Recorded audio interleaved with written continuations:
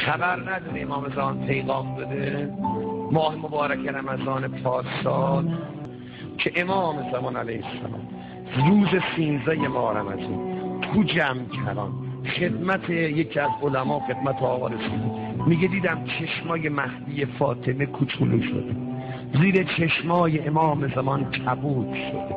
گفتم آقا چرا به این روز افتادید؟ فرمود از بس شیعه ها گناه میکنند و من اذیت هم میکنم. من از دست شیعه هم به این روز افتادم، من از سنی ها توقع ندارم. این کلام امام زمان. من از زرتشتی ها و بهایی ها و مسیحی ها و یهودی ها توقع ندارم. من از بودایی ها و هندوها توقع ندارم. از بچه شیعه های خودم توقع دارم. شما که معتقدید ابن الحسن میگید امام زمان تو کار هست، شما چرا گناه میکنید؟ شما چرا معصیت میکنید؟ شما چرا چشماتون آلوده شده؟ شما چرا شکماتون پر از حروم شده؟ شما چرا با کاسبیاتون قلب مهدی رو میشکنید؟ شما چرا رباخور و نزول خود شدید؟ شما چرا اینقدر آمار طلاقتون رفته بالا؟ شما چرا آبرومن امام زمان رو تو دنیا میبرید؟ امام زمان از دست من و تو دلش خونه، از دست من و تو، نه از دست سنی ها، نه از دست بهایی ها. اونا که مال امام زمان میشن، مثلا کاری با حجت ابن الحسن. امام زمان میگه هی میگی ابن الحسن گناه میکنی؟ آقا فرموده بود مردم گناه میکنن، من شب صبح باید گریه بکنم بگم خدایا به خاطر من ببخشش. این گریه کنه حسین، این مشکی پوش حسین من، این برای مادر کتک خوردم گریه کرده، به خاطر گریه هاش خدایا ببخشش. من هی باید واسطه بشم عذاب نیاد برای شما.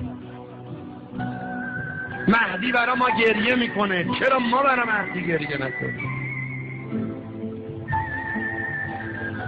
جوانی که شب میخوابه صبح بدون اینکه نیت کنه صبح بیدار بشه نماز صبح، اصلا دیگه تفکر نماز نیست. این جوان میتونه بگه من شیعه حجت ابن الحسنم؟ حالا یه جوانی شب میخوابه به نیتی که صبح بلند نماز صبح بخونه، بیدار میشه بینه مثلا 9 صبح، نیت داشته و خوابیده بیدار نشده، خوب کرده موبایلشو بیدار نشده، زنگ خوب کرده و بیدار نشده. خب النوم اخل موت. آقا میخوابه بدون اینکه نیت کنه صبح بلند میشه 2 رکعت نماز بخونه، بعد از نماز بگه خدایا به حق این نماز صبح فرج آقامو برسون. این جوانی که نه اهل نماز، نه اهل خدا، نه اهل تهجده، خودش شیعه مهدی میدونه، این قلب امام زمان تیکه تیکه نمیکنه؟ دختر شیعه که با مانتو میان، چادر فاطمه گذاشت کنار، حالا هم که دیگه مانتو تموم شد، با پیرن و شلوار دارن میان تو جامعه. گوشش حیا، اگه یه نصف حیا هم توی جامعه بود، اون نصف هم دیگه نیست. و این خانمی که حرزک کرده دوزک کرده خودش درست میکنه، میاد تو کوچه میته میده جلو نامحرما. دختری که تا چشمش بیفته به یه جوان نیشش تا پناگوشش بازه، با چشمش داره هرزگی میکنه. این دختر شیعه قلب مهدی رو تیکه تیکه نمیکنه. این زنی که حقا آرایش میکنه تو مجلس نامحرما میاد، این سیلی به حجت ابن الحسن نمیزنه. امام زمان دست کی دلش خونه؟ دست مسیحی ها، یهودی ها، یا چارپ شیعه مثل من شما؟ گریه کنید برای امام زمانتون، توبه کنید با گریه کردنتون برای خونه امام زمان. تا کجا گریه کنید؟ تا اونجا که قلب مهدی رو به دست بیارید، تا اونجا که گریه بکنیم امام زمان به گریه هامون ترحم کنیم. یه کاری کنید برای امام زمان.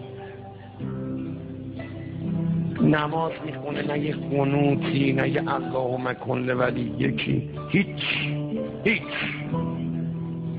هیچ به کجا؟ نماز، اونا که نماز میخونن نمازشون بو امام زمان نمیده. شما نذر رو برو نگاه کن، آمار نذر رو بگید چند تا سفره پهن میکنن برای فرج امام زمان، چند تا سفره پهن میکنن برای اینکه مریضشون رو شفا بده خدا، خونه دار بشن، ماشین دار بشن، بچه دار بشن. قرضشون ادا بشه. دعاهای مردم آدم بیاد جمع کنه، خودت که دعا میکنی چند تا دعاها برای حجت ابن الحسن، آرزوات و عدل بیروز بیرون بید چند تا آرزوات مال امام زمان. امام زمان توی دل ما داریم، تو خونه ما داریم. دخترت الله مکنه ولی یکی یادش دادی بچه بچلو تو شعرهایی که تو تلویزیون میخونند و همه رو حفظن، همه رو، تمام خواننده ها رو میشناسه بچه، تمام هنرپیشا رو میشناسه، تمام فوتبالیست ها رو میشناسه، همه برنامه ها رو میدونه. شنبه کانال یک چی داره، دوشنبه چی داره، کدوم سریال کی پخش میشه، همه حواسه رفته تو این تلویزیون، تو این قوطی جادو و سحرآمیز. ولی پسرت خبر داره، دختر خبر داره امام زمان اسمش کیه، قرار کی بیاد، برای چی نمیاد. اینقدر که سریال ها رو دنبال میکنید ببینید این سریال بعدش چی میشه. وقتی هم نبینی از خط تو میپرسی دیشب من خوابم برد نتونستم ببینم، پرسیدی این جمعه چه خبر، از امام زمان چه خبر. به اندازه یه سریال برای حجت ابن الحسن ارزش قائلیم، به اندازه یه فیلم سینمایی، به اندازه یه مسابقه یه فوتبال جوونا که چند شدند کی برد و کی باخت، به اندازه یه توپ ورزشی برای حجت ابن الحسن ارزش قائلیم. چقدر مایه اومدی برای امام زمانه؟ مگه شیعه نیستی شما؟ از کی سوال کرد؟ پیش کی رفت؟